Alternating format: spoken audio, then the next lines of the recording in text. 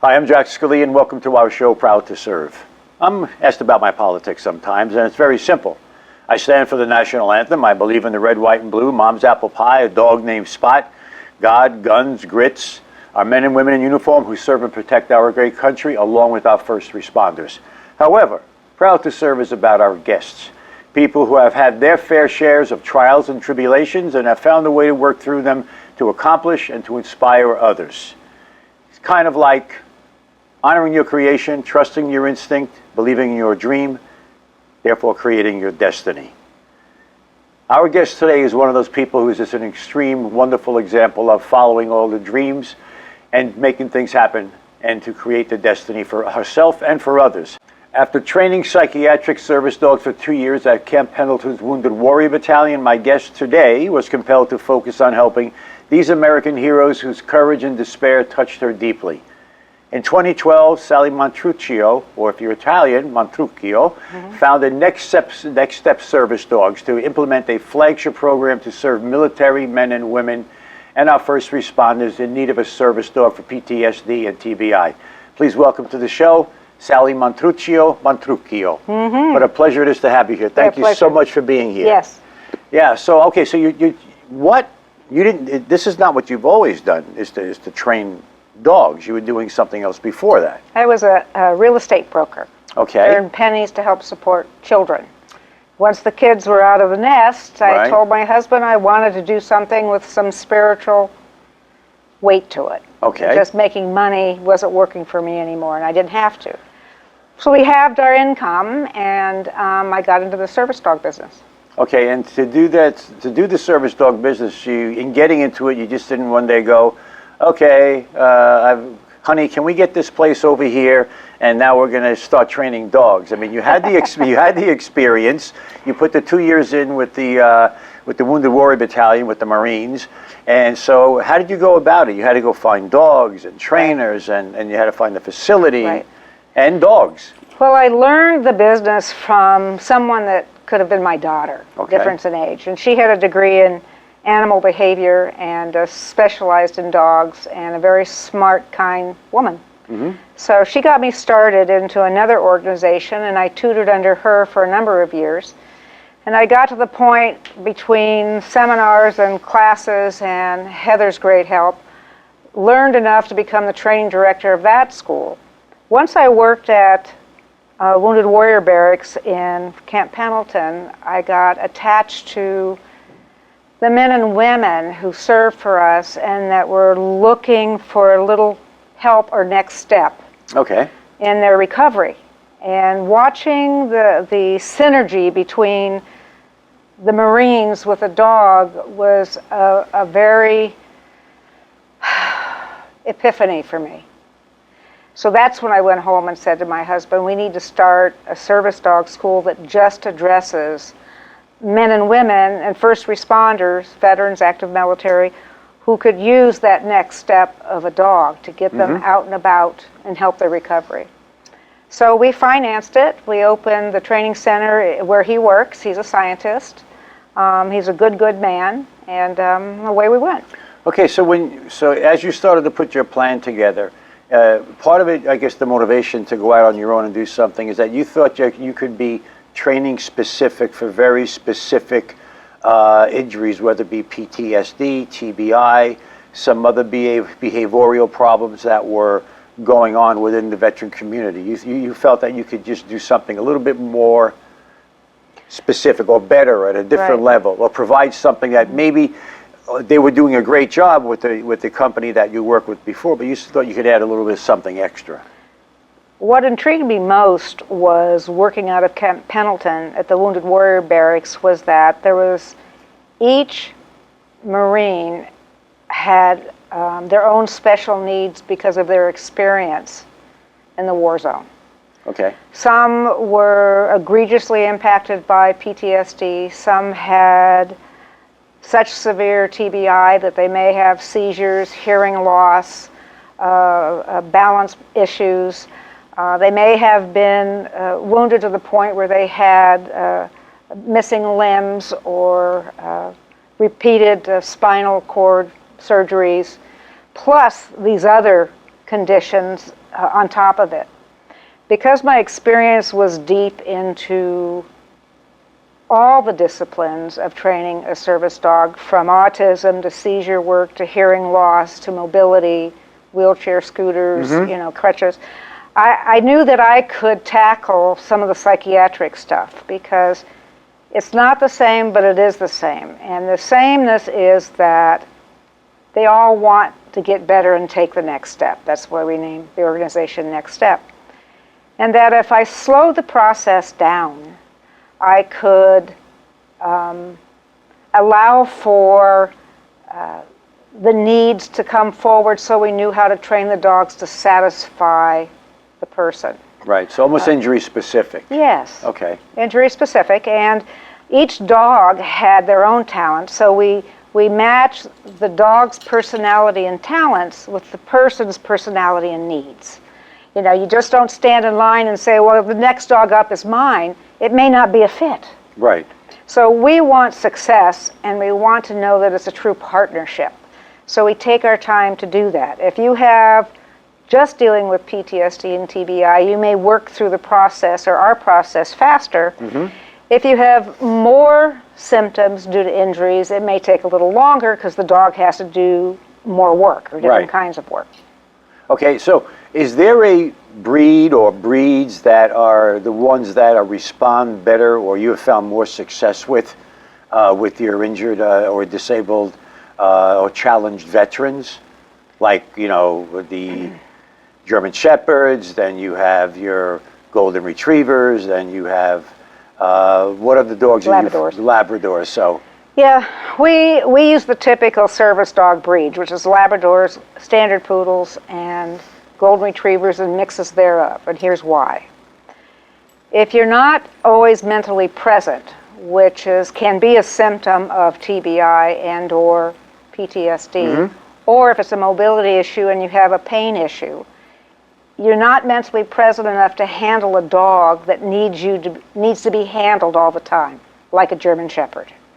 You don't want the dog to take over and put you in a problem situation in public. Plus, many people of the public are afraid of German Shepherds, Rottweilers, Pit Bulls, that kind of thing. And the intent of having a service dog for PTSD and TBI is to allow you to re-engage with the public.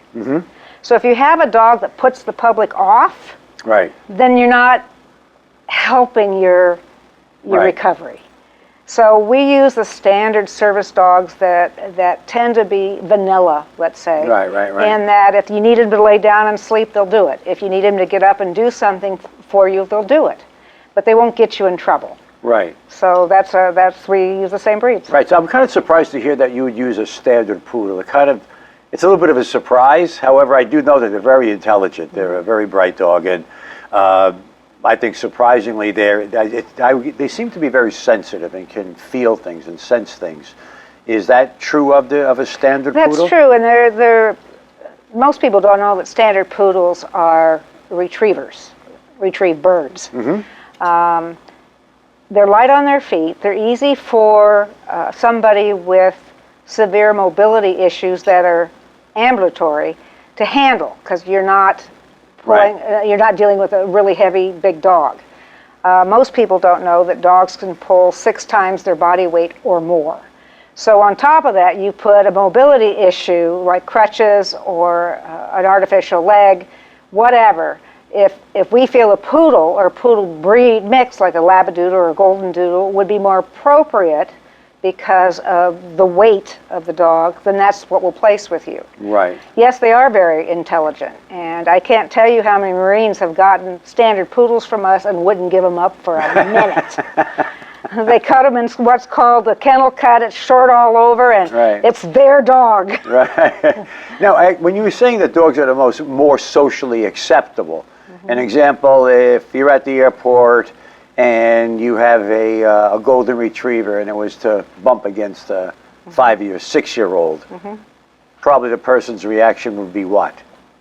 Oh, we have one of those at home. Don't worry. The kid's crying. It's dropped its food. It's a major issue. But because the dog is considered a family dog and not an aggressive breed, then it's okay. But if Ringo here knocked over the same child inadvertently, even though he's not aggressive, they would assume the worst because he's a big shepherd. Right. So you never want to put your clients in the position where they have to defend themselves with a lawyer or whatnot by having a breed that the public can misconstrue. Right. Well, and I'm sure that's an important part of it, because does that kind of, are you limited or restricted from using breeds, so you call them bully dogs? Yeah, bully breeds. Right, bully breeds. So your insurance wouldn't allow you to do that, or it would be very high insurance. No, it's a choice. Okay. Under the ADA, Americans with Disability Act, it can be any breed, any size. We choose, mainly as the industry, to use the breeds that are most acceptable. Right. Because the intent of having a service dog is to make your life easier, not worse. Right. Or why have it? Exactly. So if, what is the, okay, so you pair up a dog and a veteran or a first responder in need. Does it always work out? No. Sometimes, just a few times, thank you, knock on wood where there's wood, where we made the wrong decision and we switched out the dog. It was really hard on the recipient. The dog hadn't moved in with the person yet, so we didn't have to break a bond that was almost tragic. But we could see in the training sessions that the dog wasn't giving that person what it needed, and the dog wasn't getting what it needed from that person. So we would switch dogs out for success to the finish. Okay, and has there ever been a situation where you do pair them up, they're out in their own world, back in the private sector, and the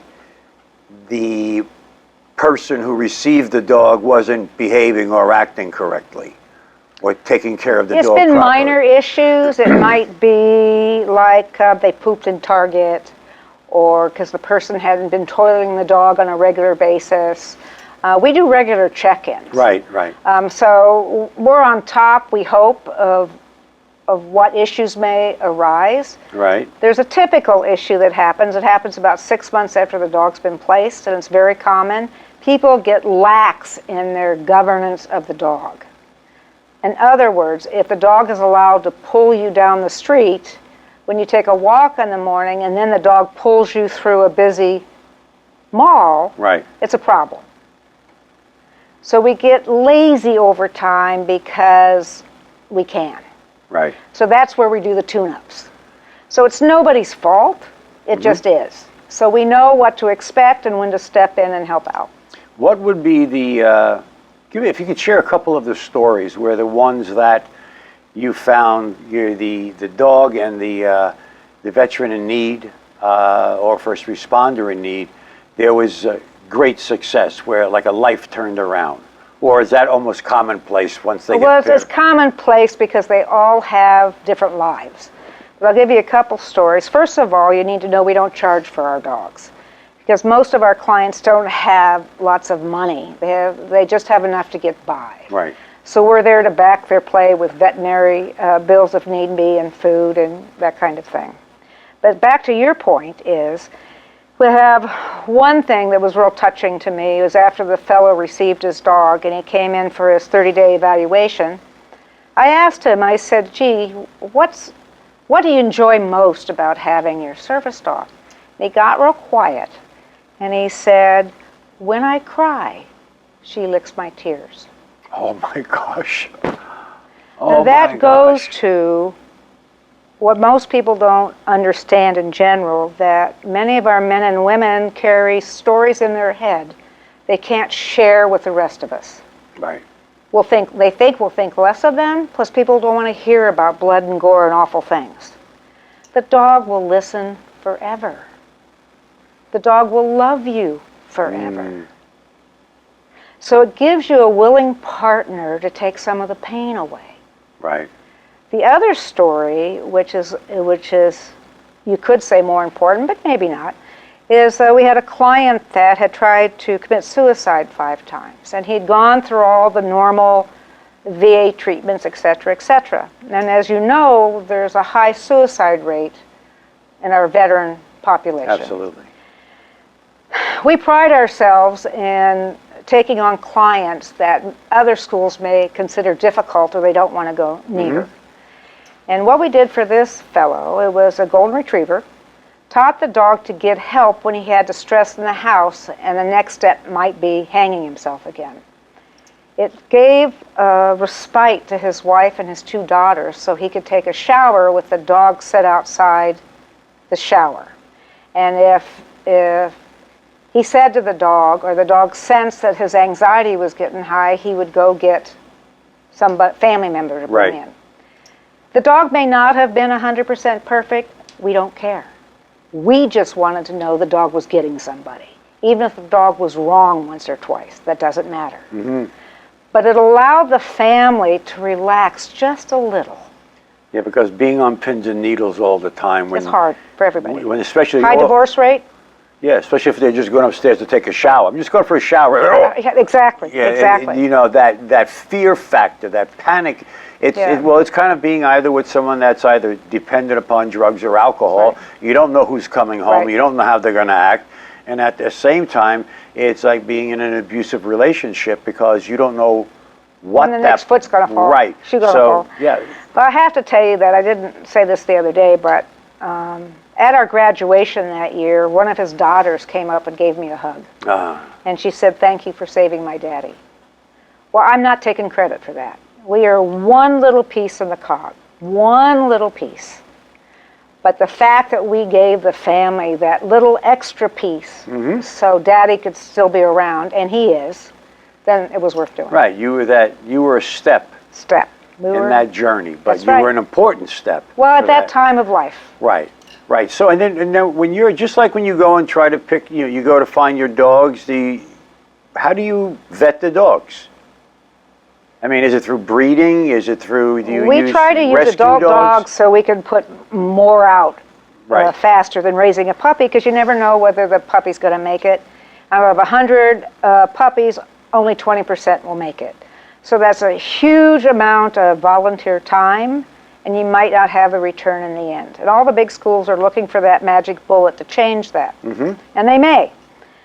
We started getting career change dogs from 2 guide dog schools, which allows us to get dogs between 14 months and 2 years that have been socialized already.